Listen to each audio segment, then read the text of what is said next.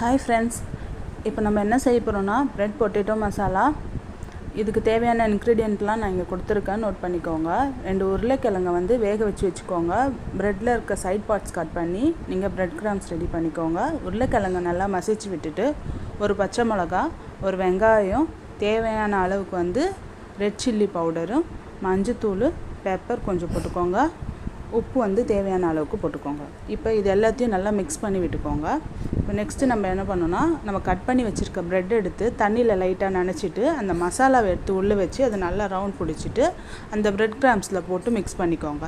இப்போ இது எடுத்து தனியா வச்சுக்கலாம். இந்த மாதிரி நம்ம எல்லாத்தையும் ரெடி பண்ணிக்கலாம்.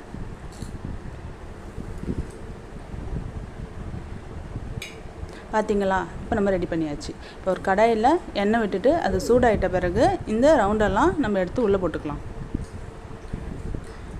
இப்போ இது நல்லா ப்ரௌனா வரும். அந்த அளவுக்கு இத நம்ம பண்ணிட்டு நல்லா மொறுமொறுன்னு கிறிஸ்பியா இருக்கும். இது பார்க்கவே பாருங்க. இப்போ ஆயில் இல்லாம நம்ம இத எடுத்து வெச்சுக்கலாம். இது பாத்தீங்கன்னா ஈவினிங் ஸ்நாக்ஸா நம்ம சாப்பிடலாம். ரொம்ப டேஸ்டா இருக்கும். சின்ன பசங்கள்ல இருந்து பெரியவங்க வரைக்கும் எல்லாரும் இத விரும்பி சாப்பிடுவாங்க. நீங்க ட்ரை பண்ணி பாருங்க. உங்களுக்கு பிடிச்சிருந்தா ஷேர் பண்ணுங்க, லைக் பண்ணுங்க, மறக்காம Subscribe பண்ணுங்க. Thank you friends.